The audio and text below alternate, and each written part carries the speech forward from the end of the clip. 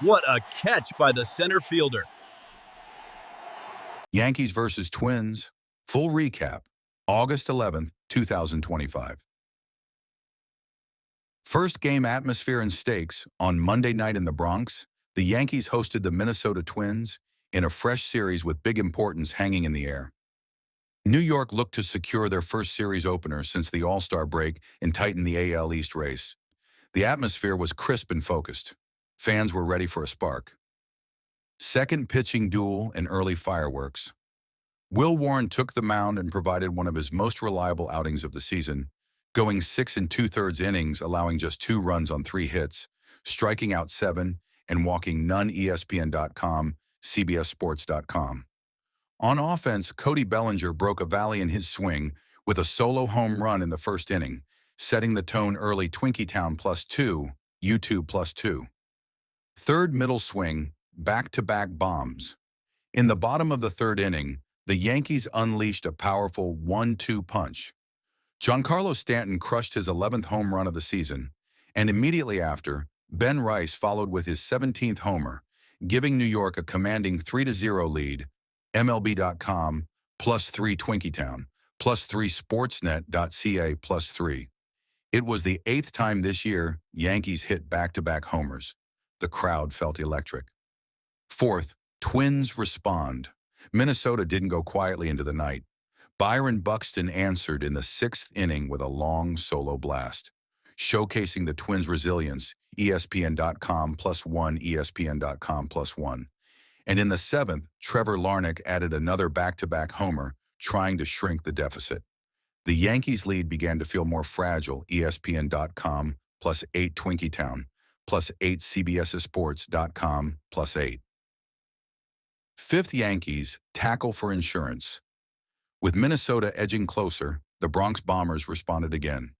In the 7th, Trent Grisham hit an RBI single followed by Aaron Judge's RBI single, pushing the score to 5-2. CBSSports.com. Then in the 8th, Jazz Chisholm Jr. clubbed yet another homer to add insurance and sealed the deal at 6-2. ESPN.com +3, CBSSports.com +3, Twinkietown +3. 6 closing notes and takeaway. Final score, Yankees 6, Twins 2. Will Warren's work on the mound was a rare gem, a starter pitching into the 7th for New York. CBSSports.com +2, ESPN.com +2. The offense cracked 6 homers, including 3 early ones and timely insurance blasts. Despite a showing of power from Minnesota in the middle frames, New York never let the lead slip. This win gives the Yankees momentum and keeps their AL East push alive. In Milwaukee, the Brewers pulled off one of the most thrilling comebacks of the season, rallying from a 5-run deficit to defeat the Mets 7-6. William Contreras sparked the rally with a solo homer and later crushed a 2-run shot to bring the Brewers within striking distance. Then in the bottom of the 9th, Isaac Collins stepped up and delivered a walk-off home run, sending the crowd into a frenzy and extending Milwaukee's winning streak to 9 games.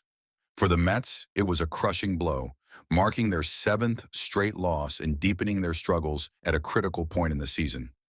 In San Francisco, the Nationals completely shut down the Giants with an 8-0 victory. Mackenzie Gore was outstanding, throwing 6 shutout innings, striking out 10, and walking none. The Nationals' offense exploded for 17 hits. C.J. Abrams added a home run, while James Wood and Paul DeJong each tallied 3 hits, with Wood ripping 2 doubles. It was a statement win that spoiled what could have been a milestone night for veteran pitcher Justin Verlander, as the Giants were held in check from start to finish. Over in Arizona, the Diamondbacks delivered an offensive performance for the ages, crushing the Rockies 13-6. The highlight came in the 5th inning when Arizona recorded 9 consecutive 2-out hits, a new franchise record, and scored 8 runs in the frame. Adrian Del Castillo led the charge with a 3-run homer, a ground rule double, and a single, while Corbin Carroll belted his 25th homer of the season. Lourdes Gurriel Jr. and Blaze Alexander also came through with big hits as the Diamondbacks completed a dominant series sweep. In St. Louis, the Cardinals edged the Cubs in a tense 3-2 contest. Cubs starter Shota Imanaga was brilliant, striking out 9 and issuing no walks, continuing an impressive streak of 100 consecutive batters without a free pass. But the Cardinals made their opportunities count. Pedro Pagé opened the scoring with a two-run homer, and a key stolen base later in the game set up the go-ahead RBI.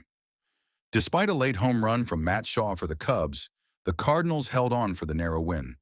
The White Sox, desperate to break out of a slump, did just that with a 6-4 win over the Guardians. Lenyn Sosa opened the scoring with a two-run homer, followed by a solo shot from Colson Montgomery. Curtis Mead doubled in another run, and Chicago racked up 11 hits in total. Davis Martin gave them 5 steady innings on the mound, while Grant Taylor handled the late innings to close it out. For Cleveland, Kyle Manzardo was the bright spot, hitting 2 home runs and driving in 3 runs. But it wasn't enough to stop the slide. Finally, in Kansas City, the Royals' struggles with runners in scoring position continued as they managed just 1 hit in 15 chances in a frustrating loss. Rookie Noah Cameron showed promise on the mound, using an effective cutter to keep the game close early, but the lack of offensive execution proved costly. The Royals remain in search of answers as the season enters a pivot. Dodgers vs. Angels, Freeway Series recap. August 11th, 2025. The stage was set for another chapter in the Freeway Series rivalry as the Dodgers and Angels met under the bright lights of Angel Stadium. Both sides were playing for more than just a win. This was a battle for city bragging rights, with fans from across Los Angeles packing the stands. The game exploded to life in the very first inning. Angels leadoff hitter Zach Neto crushed the first pitch he saw for his 8th leadoff home run of the season, giving the Angels an immediate jolt. Moments later, Yoan Moncada added an RBI single, and just like that, it was 2-0. The energy swung hard to the Anaheim side. The Dodgers stayed patient, waiting for their chance to strike. In the 8th inning, Shohei Ohtani delivered the moment Dodger fans were waiting for, his 42nd home run of the season. It was a milestone shot, his first homer at Angel Stadium since leaving the Angels, and his 100th career homer in that ballpark. For a moment, the momentum felt like it was shifting, but Zach Neto wasn't finished.